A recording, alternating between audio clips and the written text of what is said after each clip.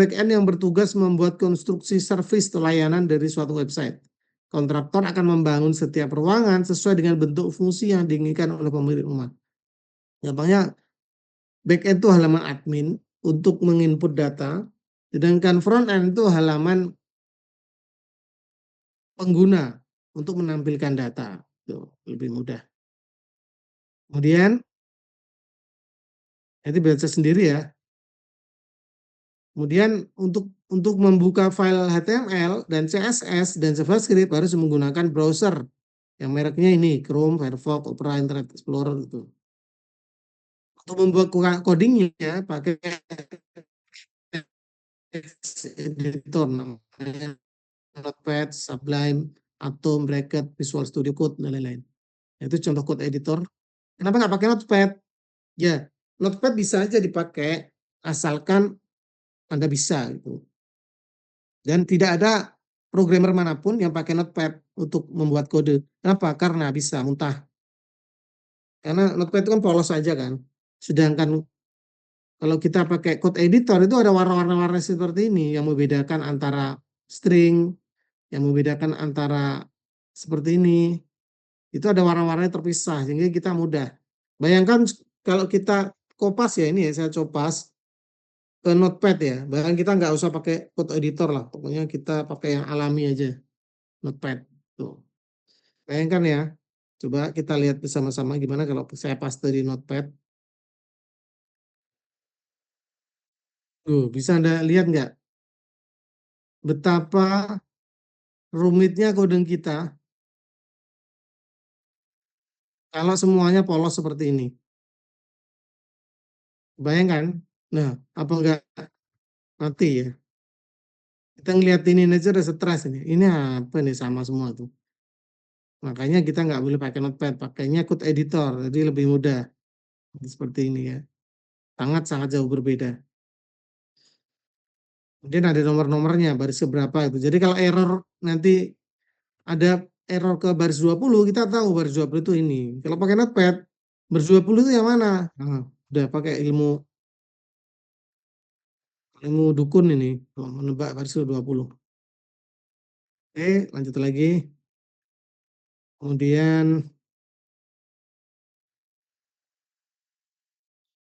buka codingnya pakai browser, buka coding, maksudnya yang menjalankan codingnya nanti browser yang client side. Kemudian, nah yang paling penting seorang programmer itu adalah programmer web ya maksudnya, adalah ini tool di Firefox atau Chrome. Itu garis 3 kita klik, kemudian more tool, kemudian extension for developer. Nah ini ada nih. Itu banyak, tinggal download aja.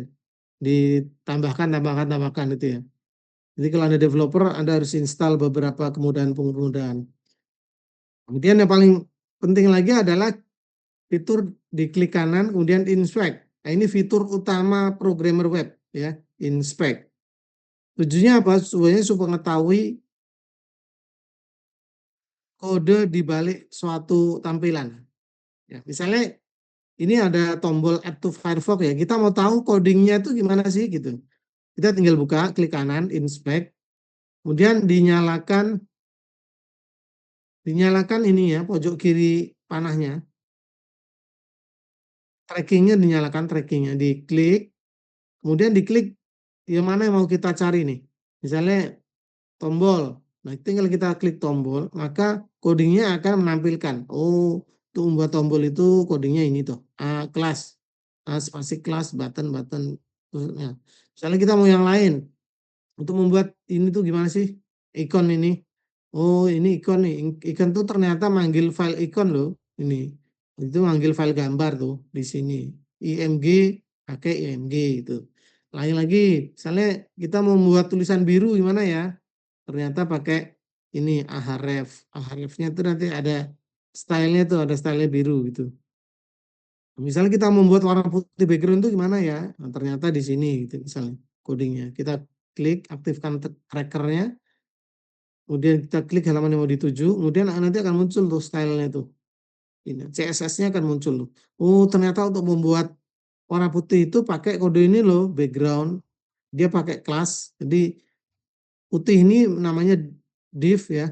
Div-nya itu namanya card, div kelasnya itu sama dengan card content. Dia pakai background putih. Kalau kita ganti bisa kita ganti jadi warna ungu misalnya. Maka websitenya akan berubah jadi warna ungu atau pink ya, ungu. Kayak gini. Tapi ini hanya berlaku untuk kita, karena ini kan front end-nya untuk kita. Di orang lain ya masih tetap. Orang lain kan sesuai yang dikirim dari server. Dan kita ini hanya mau modifikasi di tingkat klien. Jadi yang berubah di tampilan kita aja. Jadi gitu caranya ya. Cara latihannya adalah dengan fitur X apa namanya? Klik kanan inspect. Ini senjata kita yang utama nih. Misalnya kita mengubah kotak putih nih. Klik trackingnya, diklik bendanya, klik mana misalnya ini misalnya. Klik ini, kemudian kita ubah bukan color ya. Kalau color itu tulisannya, tapi kalau yang backgroundnya itu ya background gitu. Ya ini.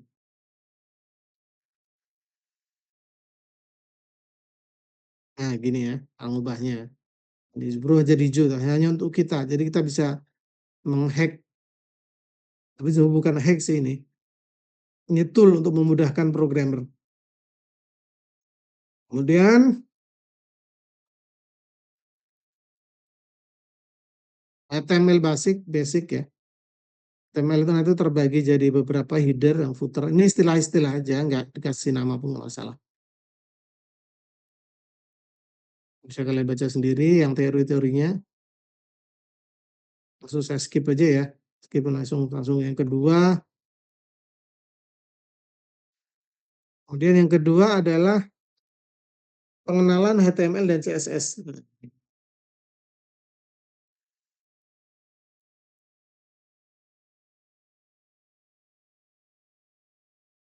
Lesson 2.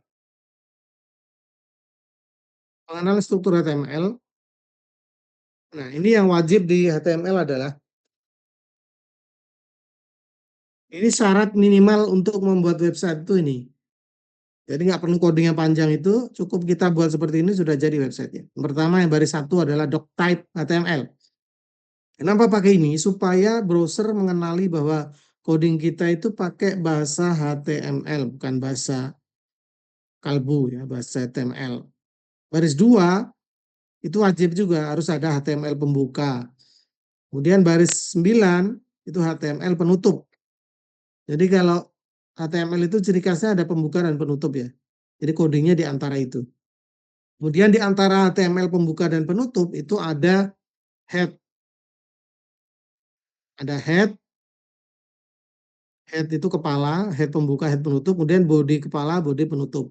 Head itu fungsinya untuk memanggil file-file tadi, CSS misalnya, atau untuk menaruh kode CSS secara langsung juga bisa di sini.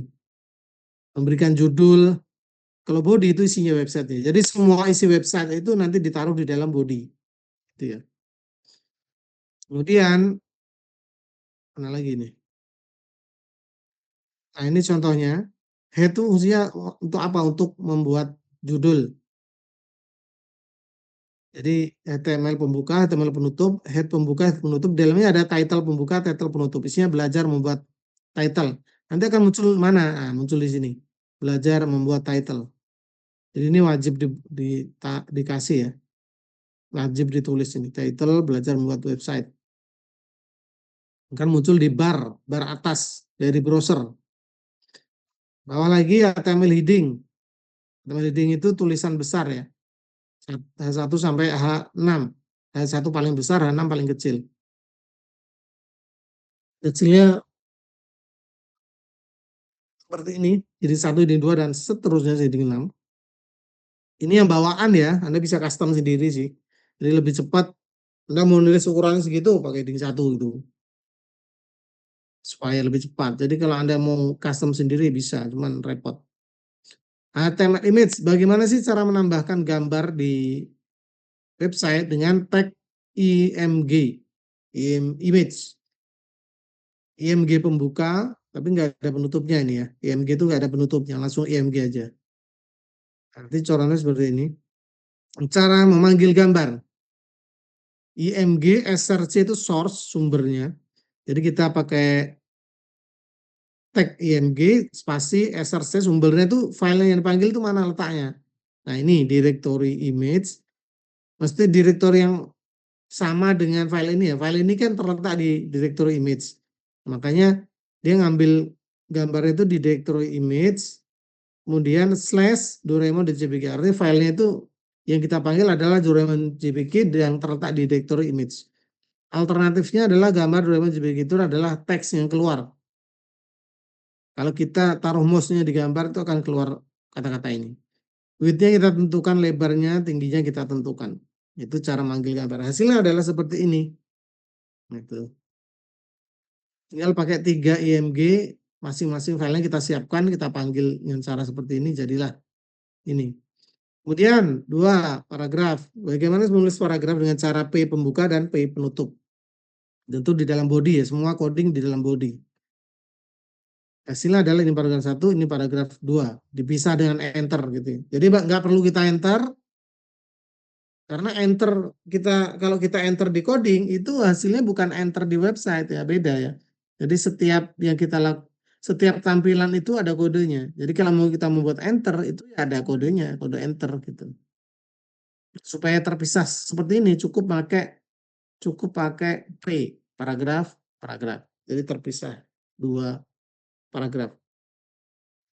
Kemudian kalau mau membuat link gimana? Pakai tag A. Nah, seperti ini contohnya. A href, A spasi href sama dengan ini linknya apa gitu. Link kemana? Kita mau membuat link ya. Link itu tulisan yang kalau diklik itu bisa pindah ke website lain, itu namanya link. Kita mau membuat link ke Facebook, caranya seperti ini. A href sama dengan websitenya apa, kurung tutup, kemudian kata-katanya yang ditampilkan apa, terus diakhiri dengan A penutup. Hasilnya gimana? Hasilnya seperti ini. Link ke Facebook kalau diklik bisa berubah ke halaman Facebook. Link kontak kalau diklik bisa berubah ke halaman kita sendiri, misalnya yang lain. Ini contohnya. Nah, ini contoh kegiatannya. Coding Man, jadi ibu-ibu semua ada mentornya nanti. Nah, CSS itu apa? CSS itu adalah script untuk membeautify website, mempercantik website. Jadi kalau tanpa CSS, maka websitenya adalah seperti ini.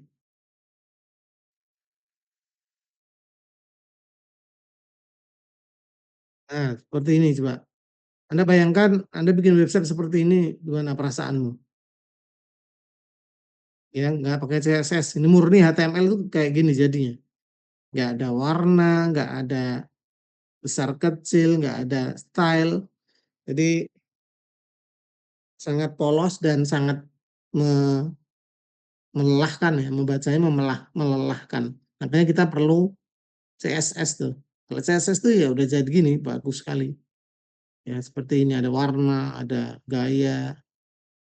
Nah ini kan bagus. Ini tugasnya CSS. Dia Anda harus bisa dua-duanya. Artinya apa? Cascading style sheet. Memperindah website. Bisa dengan cara inline dicampur di bagian head tadi dituliskan style ya seperti contoh tadi. Bisa juga internal. Nah, ini bisa pakai style bisa inline di kelasnya, di elemennya bisa langsung di elemennya, bisa dipanggil di bagian head, bisa dipanggil dari file luar. Ini yang kita pakai ini ya, eksternal lebih rapi. Nah, ini contohnya adalah pakai inline. Misalnya kita mau nulis huruf besar atau kata-kata besar seperti mana ini hasilnya. Nah, ini kita membuat tulisan seperti ini. Ini warna biru, ini warna hijau.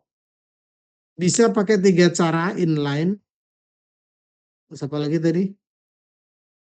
Inline, internal, eksternal. Kalau inline itu berarti seperti ini. Kita buat H1 pembuka, H1 penutup. Di tengah-tengahnya adalah kata-katanya yang tampil. Kemudian di H1-nya langsung kita kasih spasi, style, sama dengan color-nya blue. Bisa pakai bahasa Inggris, bisa pakai kode. Kodenya cari di Google ya. Color palette. color palette code misalnya. Blue itu ada kodenya, merah ada kodenya, pink ada kodenya, semua ada kodenya. Jadi jutaan warna itu ada kodenya ditaruh di sini. Kalau pakai kode itu pakai pagar, tapi kalau bahasa Inggris itu langsung seperti ini. Tapi kalau bahasa Inggris ya warnanya terbatas ya. Kalau mau yang macam-macam warnanya seperti ini pakai kode. Nah ini inline langsung di elemennya dikasih style. Bisa juga internal itu di dalam head kita kasih kode style pembuka, style penutup, di dalamnya kita tulis kode CSS. Body sama dengan background colornya powder blue. H1 ini elemen H1 itu codingnya yang di dalam kurung kurawal, elemen body itu codingnya di dalam kurung kurawal, elemen P itu stylenya di dalam kurung kurawal. Untuk paragrafnya semuanya berubah jadi merah warnanya. Teksnya merah. Color itu teksnya, kalau background color itu warna backgroundnya. H1, kalau kita definisikan seperti ini, kalau kita pakai di sini H1 di bawah, di body kita pakai H1, maka stylenya akan mengikuti yang ada di baris 6. Di baris 11 akan mengikuti stylenya baris 6. Kenapa? Karena baris 11 itu kan pakai elemen H1. Sedangkan di baris 6 kita definisikan H1 itu teksnya warnanya biru, teks align-nya center. Nah, begitu juga body, karena body itu sudah kita definisikan background color-nya powder blue, maka ketika kita pakai di sini, maka warnanya mengikuti yang stylenya CSS. Dan juga paragrafnya juga sama. Ya, hasilnya seperti ini, bodinya jadi biru karena ngikutin coding CSS, H1 dan P-nya juga sama, ngikutin.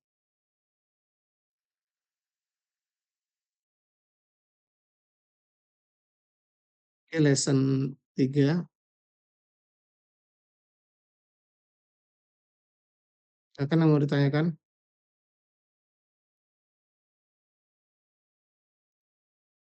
Silakan kalau tidak ada yang mau ditanyakan.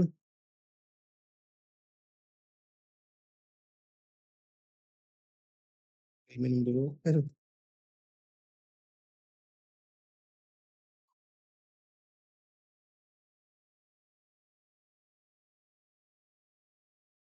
ambil di download ya, coding momnya ya. Di download dan dibaca sendiri.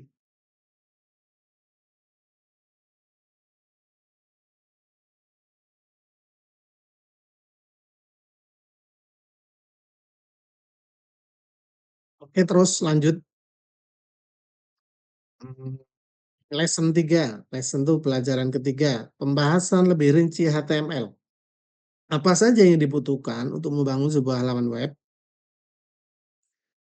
Nah, kita akan memahami penggunaan HTML untuk menyisipkan icon, bacanya icon ya, jangan icon. Nah, icon itu nggak bagus lah didengar. Icon, icon, metadata, line break, list, video, pengenalan div, penggunaan height, width, dan box model itu apa ya? Yang kita bahas nanti. Icon tuh apa sih? Icon tuh gambar-gambar kecil ini loh, nama icon. Misalnya di sini tuh apa ya? Contohnya icon. Icon. Oh, saya cari simbol icon. Ah, inilah icon tuh loh. Simbol centang ini namanya icon. Nah, ini cara buatnya gimana? Apakah kita ngetik di keyboard centang? Bukan, ini gambar. Ini kita memanggil file gambar icon. Nah, ini pakai gambar. Ini gambar icon, ini gambar icon, gambar icon. Kemudian ini misalnya ini get certify ini kan ada keranjang nih. Ini icon juga. Kita manggil file icon. Ini juga toga, ini file icon juga. Ini bintang, file icon juga gitu. Itu contoh icon. Penting nggak? Sangat penting untuk memperindah website. Ya. Bayangkan kalau nggak ada gini-gini kan polos banget. Itu fungsi icon. Kemudian cara manggil icon ini gimana? Gampang. Cara ambilnya adalah link rel icon, types-nya image PNG, href-nya image icon.png. Itu cara manggilnya sama kayak manggil CSS ya. Misalnya kita mau membuat icon di judul, kan kita sering ya membuka website itu di sebelah judul itu ada iconnya. Nah, ini berarti ini kan urut dari kiri ke kanan kan. Berarti kita manggilnya adalah icon dulu, baru judul gitu. Karena buatnya juga harus urut. Icon dulu, icon dulu, setelah itu baru judul. Oh, ini kebalik malah. Oh, ternyata kebalik bisa ya. Judul dulu, baru icon kalau ini. Nah, cara manggilnya adalah link spasi rel icon, type-nya image PNG, ref-nya itu berarti filenya di mana gitu. Kemudian contoh lainnya, oh meta. Nah, ini contoh menggunakan meta. Nah, tadi kan meta banyak tuh di website yang tadi. Meta itu apa sih? Tag head adalah wadah untuk metadata. Metadata itu properties data about data dan ditempatkan di antara tag HTML dan tag body. HTML metadata adalah data mengenai dokumen HTML. Metadata tidak ditampilkan di halaman web. Nah, ingat ya, metadata tidak ditampilkan di halaman web. Fungsinya itu untuk Google, untuk web crawler, untuk mesin pencari Google, supaya website kita itu ada keterangannya itu. Misalnya website kita itu pemiliknya namanya ini, terus kata kuncinya ini. Penjelasannya secara singkatnya deskripsi website kita itu ini. Nah, nanti keterangan-keterangan di dalam meta ini dibaca oleh robotnya Google. Jadi Google itu punya robot yang setiap beberapa detik itu mengunjungi seluruh website di seluruh dunia. Setiap beberapa detik itu mengunjungi. Nah, ketika website kita dikunjungi oleh robot Google, maka robot Google akan membaca meta-meta ini yang kemudian ketika kita melakukan pencarian di Google dengan kunci website kita, maka akan muncul keterangan-keterangan meta ini. Misalnya website STTR, kampus, bla bla bla di Kota Cepu misalnya, ada keterangannya gitu. Di Google-nya ada keterangannya yang asalnya dari meta ini. Jadi bukan kita ngirim data ke Google gitu pakai surat. Oh ini ya website saya kasih keterangan ini ya, bukan. Ya, cukup membuat data ini, maka kan muncul otomatis di Google. Nah, contohnya gini, meta target UTF-8 ini karakternya UTF-8. Kemudian description, content coding web tutorial, materi namanya author, content Alexander. Ini akan muncul di Google. Jadi untuk memberikan informasi ke Google kita pakai meta. Selanjutnya line break, tag BR mendefinisikan line break, ganti baris atau enter. Nah, jadi kalau Anda membuat enter itu bukan Anda enter di codingnya, nggak ngaruh ya. Enter di coding itu tidak ngaruh. Tapi kalau Anda mau membuat enter di tampilan, maka pakai kode BR slash. Tag ini digunakan untuk pindah baris dari satu informasi ke informasi lainnya tanpa menggunakan paragraf. Jadi bisa pakai paragraf, bisa pakai BR. Kalau pakai paragraf berarti masing-masing ini ada P-nya, P pembuka, P penutup, P pembuka, P penutup. Tapi kalau nggak pakai itu, cukup pakai BR di antara itu. Contohnya ini, this is the first line sentence, BR. Kemudian lanjut bawahnya, jadi nanti hasilnya ya terpisah, enter gitu ya. List digunakan untuk menampilkan informasi secara terstruktur. Ada dua tipe list, order list dan unorder list. Order list itu digunakan untuk menampilkan informasi yang terurut berdasarkan prioritas.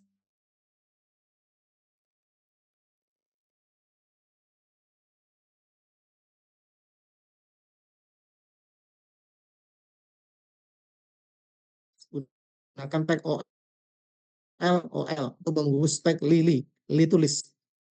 Unorder list digunakan untuk menampilkan informasi yang tidak terurut. Contoh tulisannya agak besar. Kemudian UL berarti unorder list. UL pembuka, UL penutup. Di dalamnya ada li pembuka, li penutup, li pembuka, li penutup. Hasilnya seperti ini nanti akan seperti ini, seperti ini. Yang titik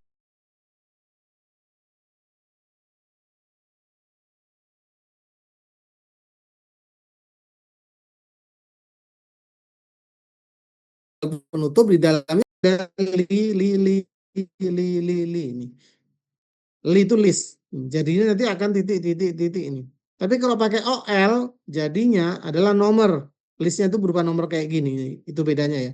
Kalau OL itu urut, order list itu urut hasilnya. Kalau UL itu hasilnya titik-titik seperti ini. Jadi bukan kita ngetik tulisannya kemudian kita kasih titik enter, bukan. Ini pakai kode ya. Semuanya pakai kode. Pakai kode ini tadi loh. Oh, yang ini OL ini loh ya. Ini kodenya yang pakai titik tuh ini. Kalau nggak pakai titik ini. Ini urut satu dua, hasilnya adalah satu dua tiga empat lima enam tujuh gitu. Jadi ada linknya banyak. Video, gimana manggil video? Dengan cara source video pembuka, video penutup, kemudian dikasih lebarnya berapa, tingginya berapa. Kemudian source src sama dengan filenya dari mana, ada di folder videos. Nama filenya adalah coding mau mancanegara, nggak boleh pakai spasi ya. .mp4. Tipenya apa video mp4? Kan seperti ini. Cara memunculkan video itu dengan cara memanggil tadi tag video. Tapi kalau YouTube beda lagi ya. Kalau YouTube tinggal Anda copy Anda taruh di kode nanti akan muncul itu di sini.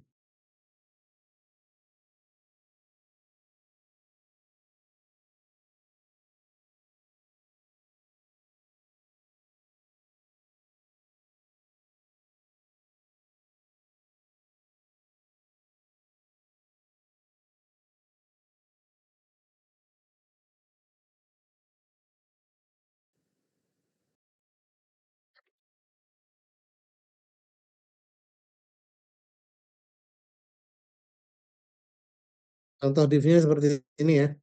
Nah, seperti ini contohnya divnya. Di sini ada halaman yang terpisah ya, yang halaman yang warna hitam, halaman yang warna putih, halaman yang warna silver. Kenapa bisa terpisah? Karena ini ada 3 div. Kalau sama headernya berarti ada 4 atau 5 div. Ya. Ini div footer, kita kasih warnanya berbeda. Nah, supaya kita bisa beda-beda begini harus pakai div. Jadi ada div 1, div 2, div 3.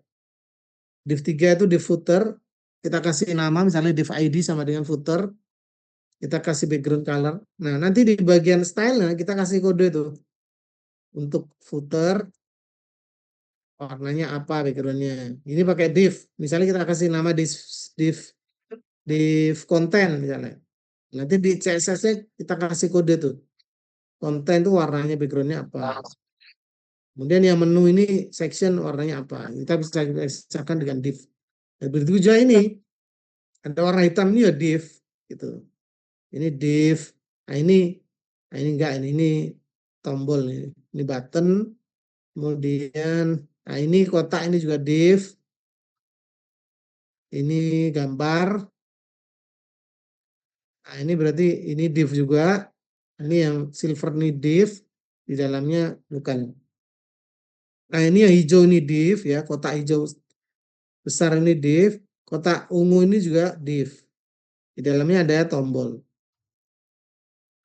Nah, gitu. Jadi kita harus sering-sering menggunakan div untuk membuat tampilannya bagus. Masing-masing div nanti kita warnai dengan warna yang berbeda.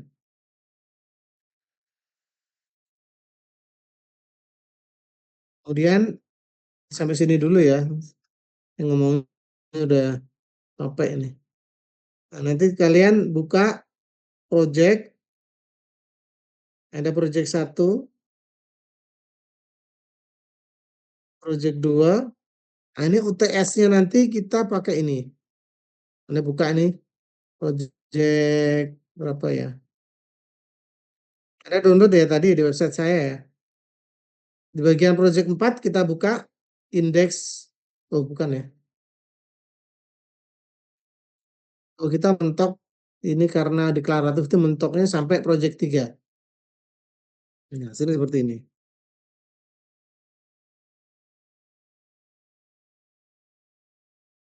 Oke, enggak ada. Style.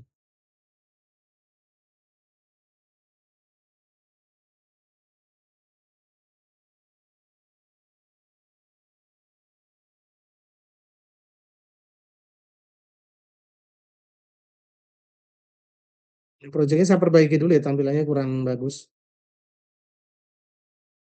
Nah, itu contohnya ini. Nah, ini Anda buat nanti tugas tugas membuat seperti ini. Cara membuatnya gimana? Nah, Anda analisis tuh, ada tampilannya beda nih, 1, 2, 3, 4.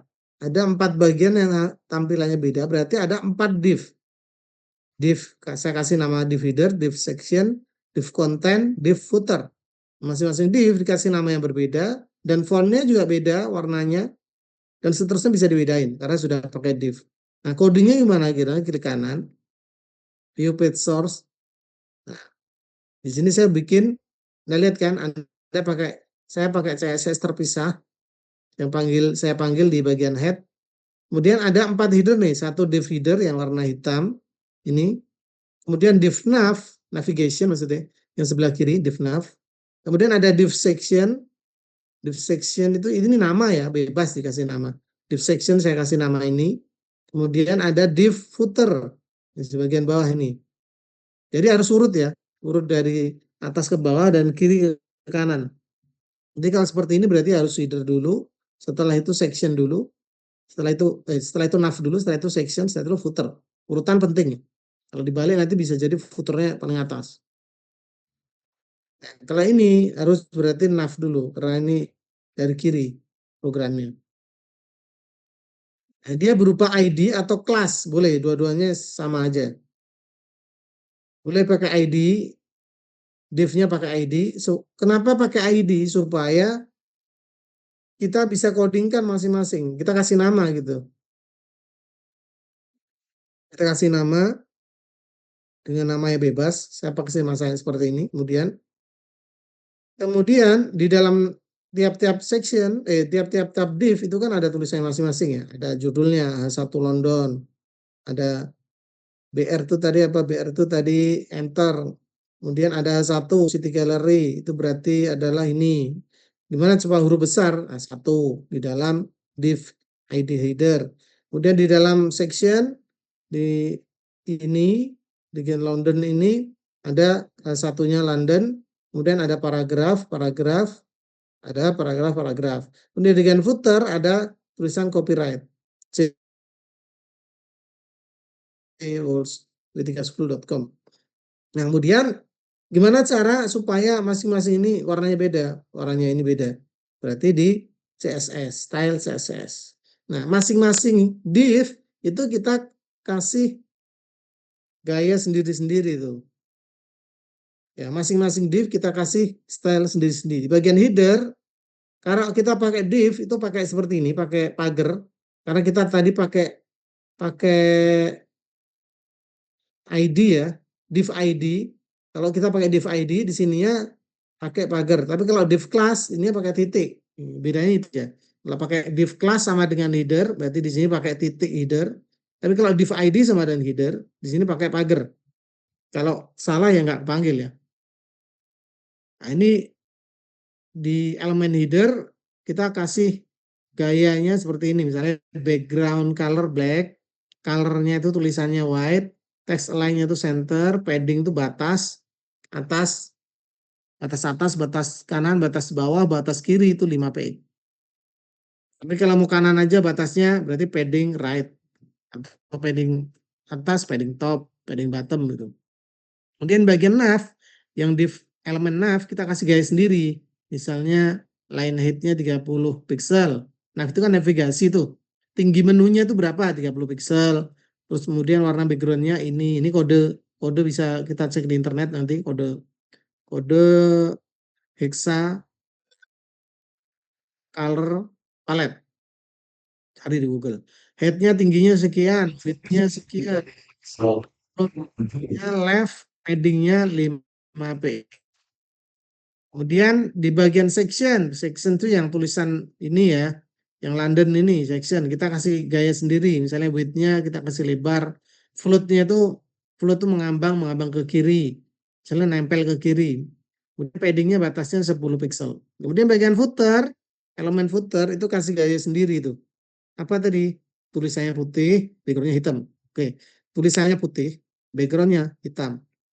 Ini bisa diganti juga ya pakai kode kode tadi, kode seperti ini. Kalau putih ada, hitam ada, nanti cari di Google. Kalau warna white, clearnya keduanya, clear itu apa ya? Saya lupa ya, nanti cari sendiri ya. Kemudian text align itu baris rata barisnya terus tengah, padding itu batas 5 px. Oke, silakan ada yang mau ditanyakan. Nah, tugas kalian tuh mencoba mencoba ini ya, yang project project project berapa ya? Project project satu atau project dua? Nah, coba project satu dan project dua ya, nanti biar tahu bedanya. Oke, ada yang mau tanyakan? Silakan dilengkapi absennya. Kalau nggak ada, kita lanjutkan. Silakan Anda lanjutkan sendiri. Coba-coba yang tadi, project satu dan project dua. Nah, nanti di print screen kirim ke saya. Oke, terima kasih. Assalamualaikum warahmatullahi wabarakatuh ya. Anda lanjutkan mengerjakan itu ya. Oke.